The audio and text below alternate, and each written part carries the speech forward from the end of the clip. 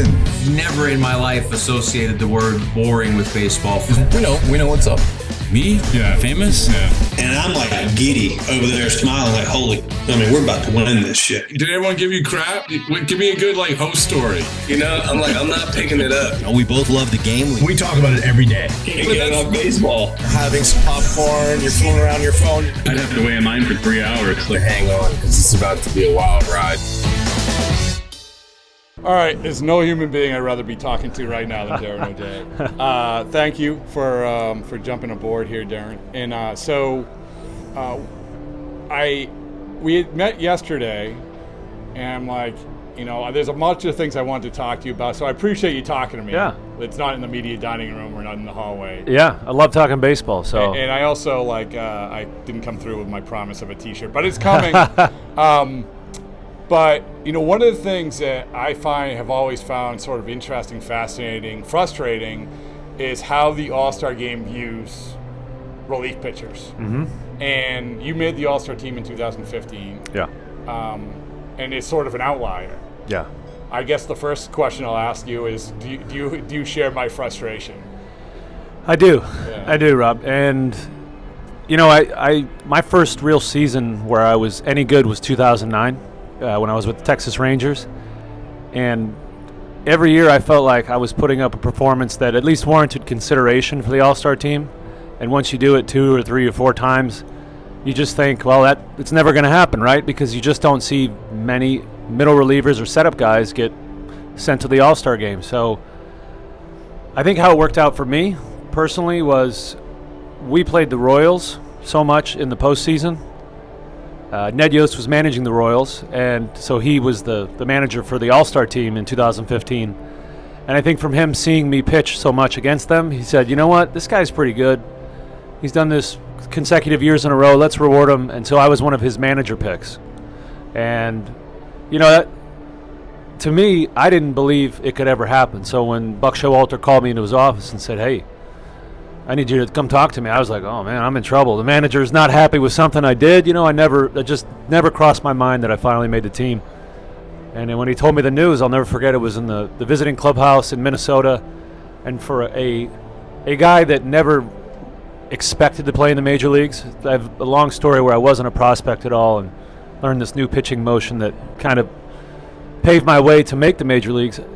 For me to make that team, that news was like a shock to the system. You didn't see it coming? I didn't. You were having a good year, because a lot of times as a reporter, yeah, we're like, we're going to ask this guy about it. We know that he's not going to make it. I'll give you an example. John Schreiber was on a run 2 years ago, and we're like, let's get the guy to the All-Star team. But we're like, no, you can't make it. So it never crossed your mind. It did, but it's like asking a girl out to dinner. You ask her 10 times and she says no every time. That 11th time, you're really not expecting her to say yes, right? So I was never expecting to do it. So it was a complete shock.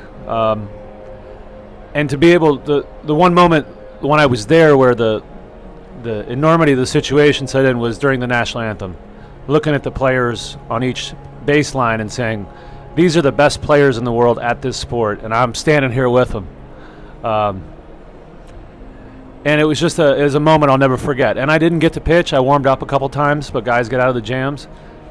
But that didn't diminish from the experience just being a setup guy and getting that recognition that you'll always be an all-star. So what a moment in my career. Well, before I get to the actual day or the days leading up, because one of the things is, hey, you get to watch the home run derby and be the cool guy, sitting in the field and taking videos if you want. But any of these other years leading up to it, did you probably deserved to at one of these years? Like you said, maybe this was just a perfect storm. But any of these other years, do you think this was this time to do it?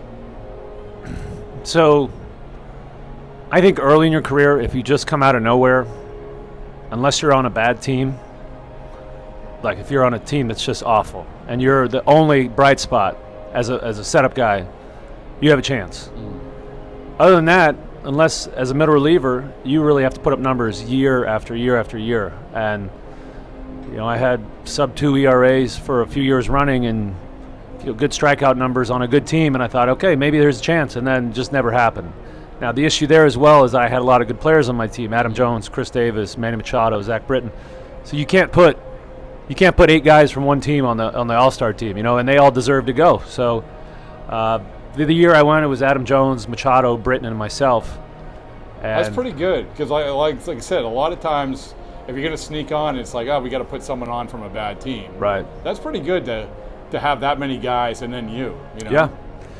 Yeah, it was pretty special, and I owe a lot of that to Ned Yost and him having the foresight to say, this guy could help us out, and he deserves this recognition. So yeah, it's tough. I mean, if you look at the hierarchy of pitching staffs, let's say you're at dinner, the starting staff gets to sit at the table, right?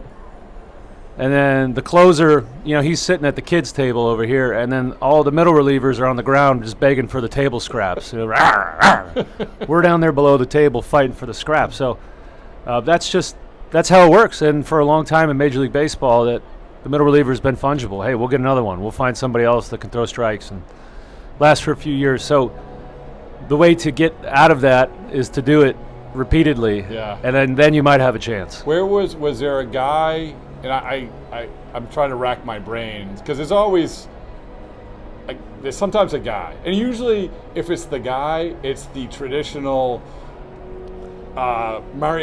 setup guy to the closer. Yeah. We have 2 closers guy. Right. Was there a guy though, even in your path, that had made it that offered you some hope that you remember? So here's one for you, Pat Neshek. Yes. Pat Neshek was one of the best setup guys in the game for, I'd say, half a decade, almost a decade. And he did it differently. He threw sidearm as well, lower arm slot, real funky. But yeah, he made the All-Star team. You know how I think he made it? I might be wrong. What? I think it was the fan vote. Oh, really? I think because you know how. Oh, that's right. The popularity vote. Yeah. Because a guy who I was following, Hideki Okajima, was in the fan vote. Another guy, who would have been. Yeah. But it doesn't matter how you get there. I'm just saying. Yeah, that's a great one. Old Okie Dokie, the left-handed splitter. Yeah. Yeah, I had to watch him pitch quite a bit. Yeah, so Pat Neshek is like, okay, this guy made it. Yeah.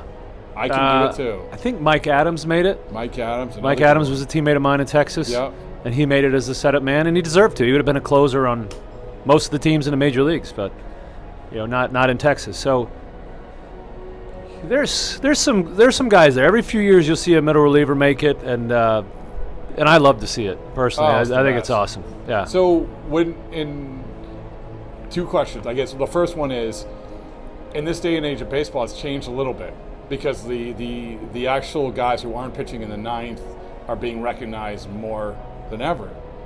I mean, do you think this will change, or are we still just going to default to we have X amount of players? I don't know do you think it'll change at all, the perception of it? I think the way I made the team, the manager pick, is the way for the middle relievers to make it. If you look at, say, the Oakland A's, they don't have a lot going for them this year, but they have Mason Miller. Yeah. Maybe the most talented closer in the league. But then their 8th inning guy is just as nasty, Lucas Erceg. And that's a guy, if I'm a manager managing the American League team, I want that guy on my team. Mm-hmm. So I do think baseball is doing a better job of, now maybe use your best reliever in the biggest moment of the game, because that 9th inning against 7, 8, 9 with a clean inning isn't as hard as the 8th inning, with 3, 4, 5. Yeah.